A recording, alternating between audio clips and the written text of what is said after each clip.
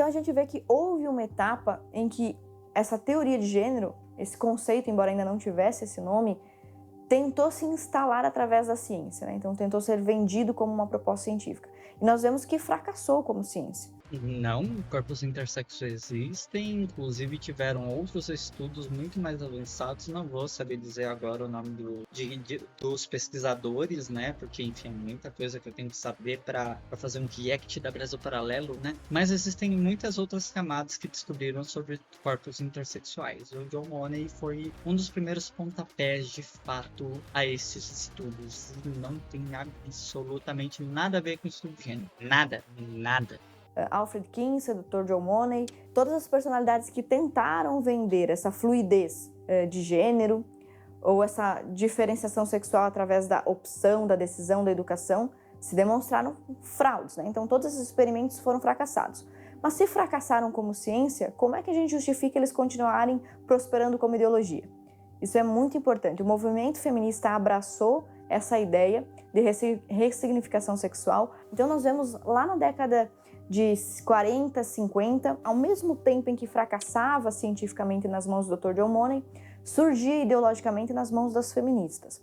Das ondas feministas, a gente entende, tem a primeira onda, que é aquele caminho que estava se estruturando, o pessoal conhece do voto, tá? Mas ali ainda não tinha a teoria de gênero. Nós estamos falando das duas ondas, da segunda e da terceira onda. No movimento feminista de segunda onda é que surgem duas grandes pensadoras feministas, a Beth Friedan e a Simone de Beauvoir. A Beth Friedan, como uma americana, falava principalmente para as burguesas, e a Simone de Beauvoir, como uma francesa ligada ao socialismo, falava principalmente para as feministas de esquerda. Mas as duas tinham algo em comum, o desprezo pela feminilidade. Nós temos a fonte, ela garantia sou eu, né? De onde que ela tirou isso? Assim, de onde? Sabe, quando ela fala da Butler, né? Ela justamente fala de alguém que veio pós Simone de Beauvoir. E assim, minha gente, você entender o que é ser uma mulher, né? Não é um crime, sabe? Você entender que a mulher, ela é muito posta enquanto mulher, dependendo do contexto social que ela está inclusa. Por exemplo, né? Novamente, voltando a mim, né? Eu, mulher trans travesti, que já faço uso de hormônios já faz um tempo, já fiz essa conversão dos hormônios, né? Estou com seios, não vou mostrar, desculpa, Brasil Paralelo, vocês não vão ver isso. Enfim, né? Tem várias alterações sexuais, né? Realmente, né? Do meu sexo biológico, né? Devido ao uso dos remédios. Assim como acho que é muito importante eu falar sobre isso, né? Não sei se as pessoas têm muita consciência deste tipo de informação, mas homens cis, né? Homens cis héteros, né? Que é esse padrão de masculinidade e tudo mais e tal, eles também fazem uso de hormônio algumas vezes, tá? Principalmente a academia. E não só, de bloqueadores hormonais também. Vocês sabiam que quando a testosterona do homem, né? O hormônio é lido como masculino, né? Se a testosterona está muito alta, essa mesma testosterona ela vai ser convertida em parte para estradiol, para hormônio feminino. Eu, por exemplo, eu tinha a testosterona mais alta que o normal. E o meu hormônio feminino era mais alto naquela época, enquanto homem, muito entre aspas, né? Enquanto alguém que não fazia TH, enquanto alguém que estava sim com força, né, de alguém do sexo masculino, eu tinha hormônio feminino maior naquela época do que hoje. Eu tinha mais hormônio feminino naquela época do que outras mulheres cisgênero, mulheres que, muito entre aspas, nasceram mulheres. E por que o homem cis tem que tomar bloqueador quando ele faz uso de testosterona e a testosterona dele tá muito alta? Porque quando é convertido em estradiol, a chance das veias deste homem cis se modificarem nesta ligação do seio para o cérebro, de haver uma sensibilidade, ele começar a ter uma sensibilidade e desenvolvimento de mamas femininas, né? Estereotipamente femininas, né? Então, Sim, minha gente, todo mundo tem os dois hormônios, lidos masculino e feminino, sabe? Todo mundo pode fazer essa TH.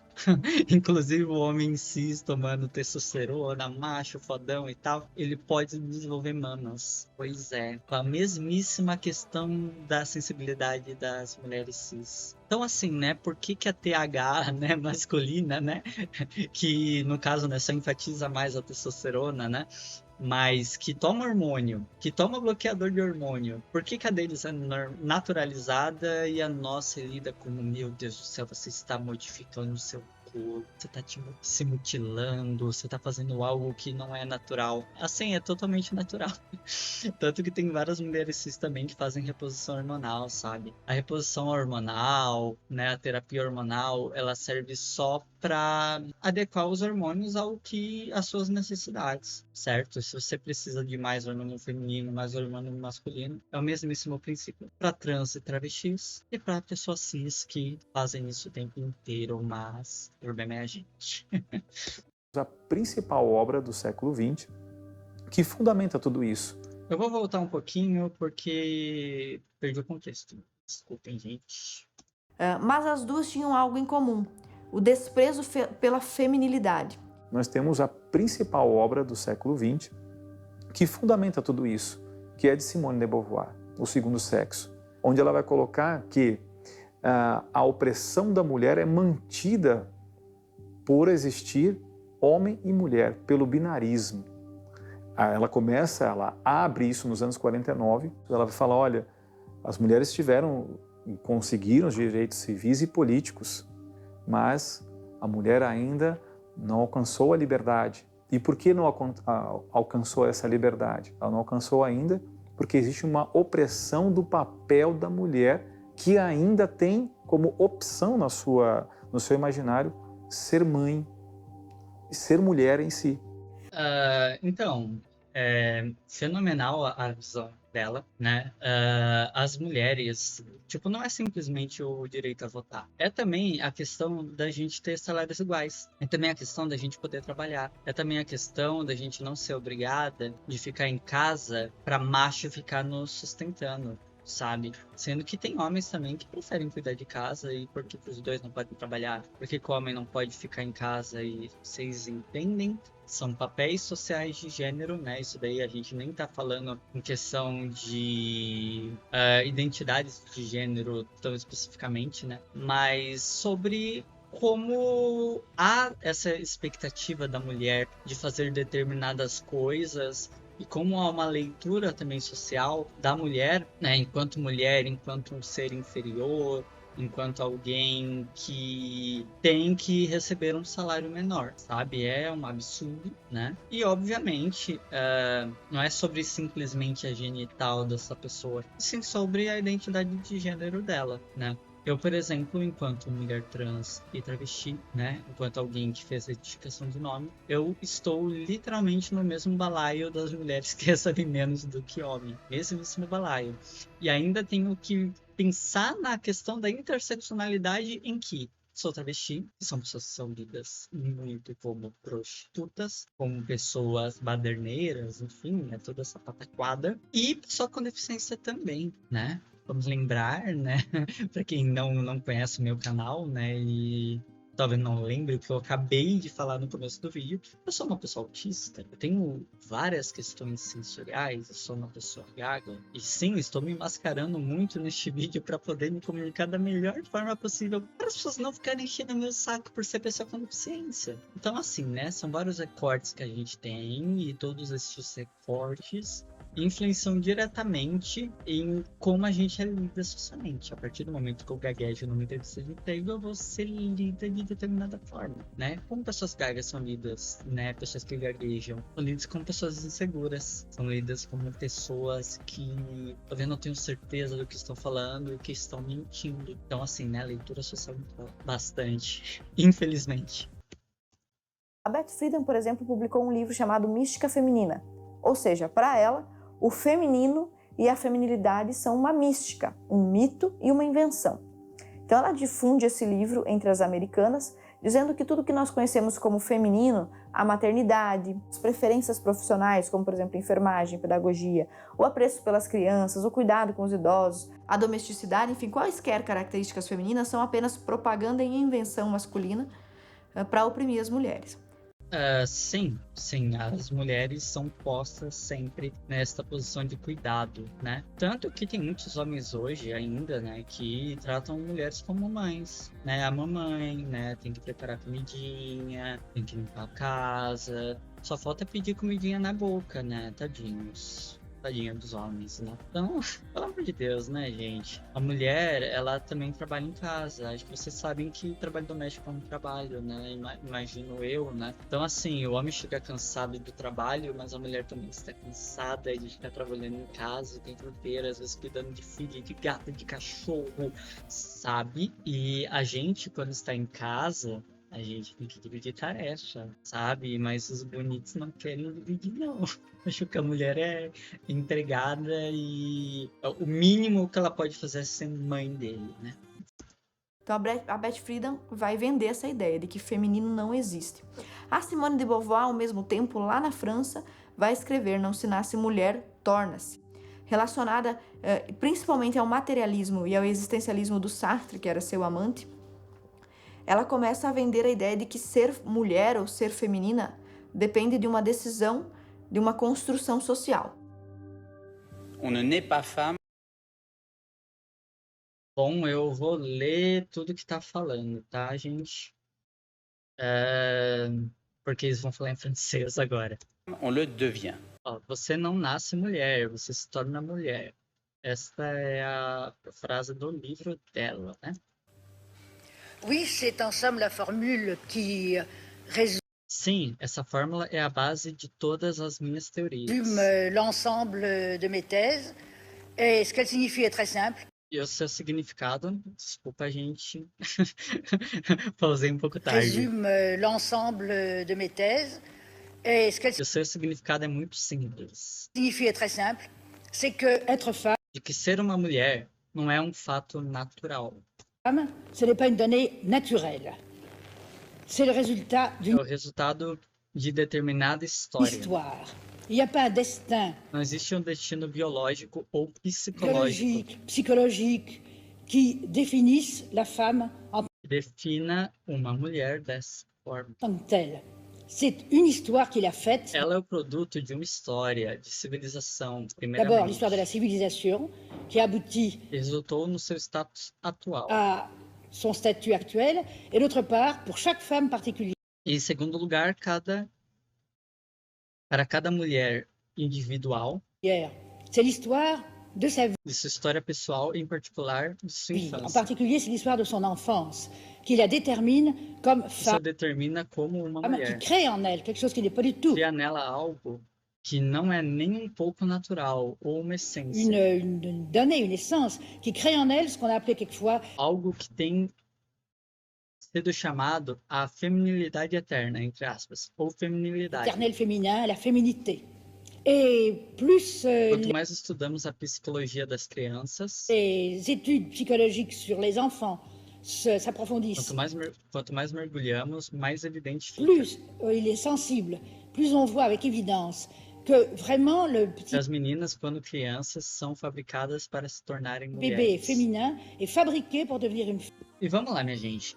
Vocês acham que é realmente natural ficar dando casinha e bonequinha pra menina ficar cuidando dessa bonequinha e ficar cuidando do bebê? Vocês percebem que isso é uma imposição social? Como a criança, né, a menina, ela é empurrada para estes papéis? Os papéis de cuidado, de maternidade, vocês percebem? Não tá a parte da sociedade, não é simplesmente algo puramente natural, é uma indústria.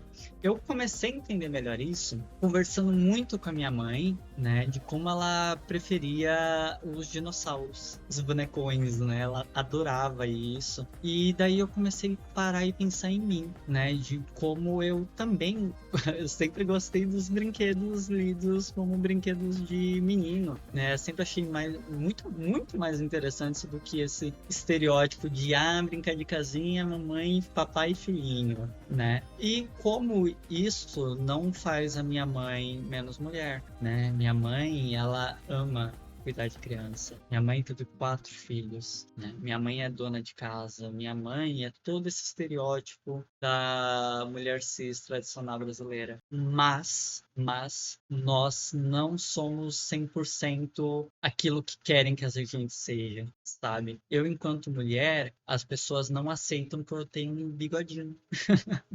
Não aceitam, acham que isso é um crime, que isso é, oh meu Deus do céu, sabe? E assim, gente, quem tá incomodado que pague laser. Quem tá incomodado que pague laser, que pague Gillette, faça um pix pra gente novamente, mandem um pix pra mim, pelo amor de Deus. Sabe, minha gente, a gente não tem que viver a nossa vida pros outros acharem que a gente é coisa X ou Y. Isso fala muito mais sobre os outros do que sobre a gente. Então, assim, você, pessoa trans, travesti, que eventualmente estiver vendo meu vídeo, você não é obrigada a parecer mulher, não é? Isso é estereótipo, sabe? Uma mulher cis, caminhoneira, ela também não é lida como uma mulher certa, sabe? Como uma mulher do jeito direito, porque parece homem, né? E este estereótipo da mulher ideal, branca, cis, loira, etc, né? Se eu não me engano, não lembro se é nesse vídeo, mas eles chegam em algum vídeo da Brasil Paralelo, falar da Barbie, e é um vídeo, e é um filme, né, fenomenal, porque mostra justamente como a gente sempre tratou a Barbie como mulher, sendo que ela nunca teve uma genital. É puramente estereótipo da cintura, do peito, do vestido, do nome. São estereótipos. Boneco não tem órgão genital, minha gente. Aí a gente fica colocando esses corpos, né? Da Barbie, loira, tudo como meta, sendo que a própria boneca já é um ponto absurdo de reflexão, sabe? A gente trata como mulher uma boneca que não existe enquanto pessoa, é uma boneca e que não tem genital. Daí um ser humano, de verdade, sabe, que é de fato uma mulher, a gente discrimina, a gente trata mal, a gente não quer aceitar. Mas um boneco, né, algo imaterial que nem genital tem, tudo bem, aí é a mulher de verdade. E é a mulher do jeito certo. Veja, essas são as primeiras... os primeiros frutos da ideia de gênero, embora ainda não se tenha esse nome. Tanto americanos quanto franceses, então, são envenenados com essa ideia de que a feminilidade e a masculinidade são construções e, portanto, são falsas, de que são artificiais e de que não são naturais. São construções, né? O masculino e o feminino não significa que são falsas. É simplesmente um apontamento da realidade. Só isso.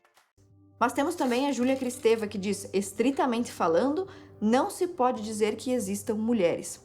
Então veja, o feminismo que diz representar as mulheres, desde a segunda onda do movimento feminista, começa a trazer pra gente escritoras, pensadoras, protagonistas do movimento feminista que contestam a própria feminilidade e aí conseguem usar a ideologia de gênero a favor do movimento feminista.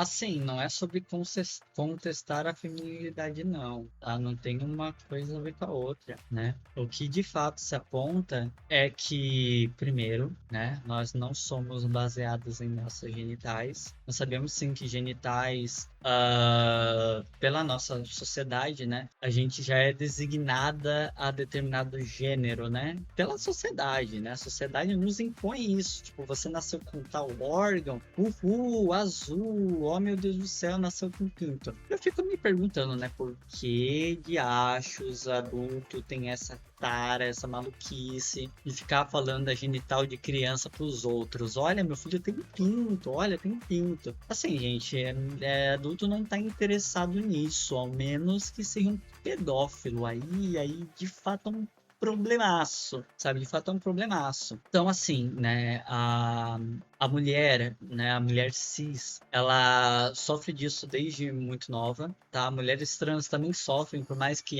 foi designada quanto menino, então era privilegiado. Não, não é privilégio nenhum você ser negado em sua identidade desde pequeno. Mesmo que você não entenda exatamente que você é uma pessoa transgênero, né, e que você se entenda mais tardiamente, você sofreu toda a opressão da transfobia, tá? Porque, assim, essa imposição de gênero, né, imposição de pronomes, de bonecos, de roupas, essas coisas, não é muito legal, sabe? A criança tem que ter autonomia de gostar do que ela quiser. Eu gostava de boneco, beleza, né? Eu já correspondia a esse estereótipo masculino, né? Que é lido como masculino, assim como minha mãe correspondia quando eu gostava de dinossauro e boneco. Mas nas demais questões eu não era exatamente uma pessoa respeitada. Não por culpa da minha mãe, mas por culpa, claro, de uma estrutura social. Porque vamos lembrar que pessoas trans não nasceram hoje, tá? Pessoas trans não surgiram hoje. Nós somos uma identidade histórica. Nós sempre existimos, né? E muito antes de eu nascer, teve a revolta de Stonewall, onde a marcha, né? Uma mulher trans, negra, travesti, foi uma das protagonistas dessa revolta, né? E que gerou a sigla, né, primeiramente como GLS, né, gays, lésbicas e simpatizantes, e as pessoas trans não estavam inclusas, sabe? Era só gay e lésbica só, gay e lésbica só. Então, assim, mesmo na luta LGBT, né, QIAPN+, foi muita luta, foi muito penoso para as pessoas trans, de fato, serem reconhecidas mesmo sendo protagonistas. Mesmo sendo protagonistas. É foda, é foda. E é por isso que hoje nós dizemos que a ideologia de gênero é a terceira onda do movimento feminista. Então, Qual a fonte disso?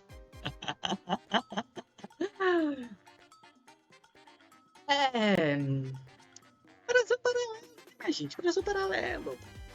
Simone de Beauvoir abre um caminho que não só Friedan vai escrever sobre isso, mas outras tantas feministas começam a teorizar sobre a existência de uma mulher.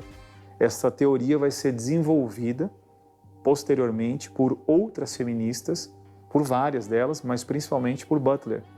A sua principal obra, O Problema de Gênero, a subversão da identidade, já mostra no próprio subtítulo o que se pretende. Dizer que não há uma identidade, algo determinado. Como nós vimos no livro da Gigi. Como assim não uma identidade? Mulher é uma identidade de gênero, tá? Não sei se você sabe sobre isso. E, gente, assim, não sei quanto tempo tá dando de gravação, mas eu preciso ir no banheiro, preciso pegar água, tá muito calor, tá insuportável aqui. Então, até daqui a pouquinho, já volto. Voltei. Limpem seus pintos direito, tá? Vocês que têm pinto.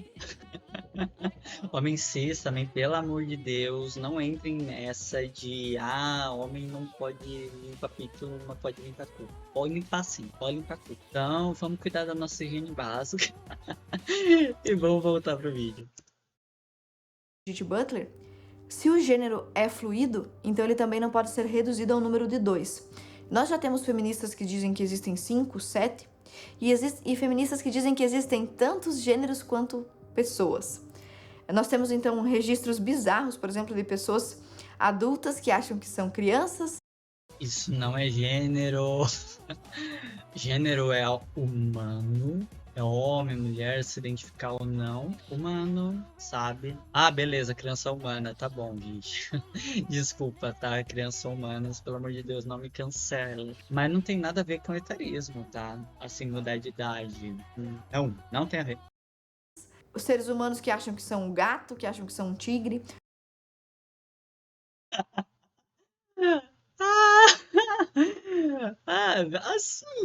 Assim, o que isso tem a ver com gênero? Ai, caralho, sério, dá até preguiça de bater nessa porra.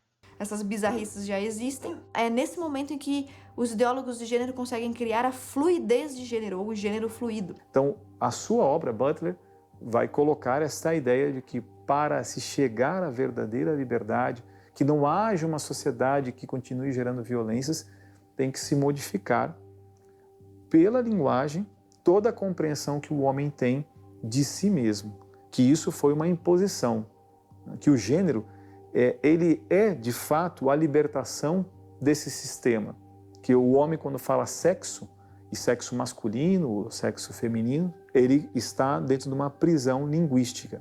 O gênero seria a libertação linguística.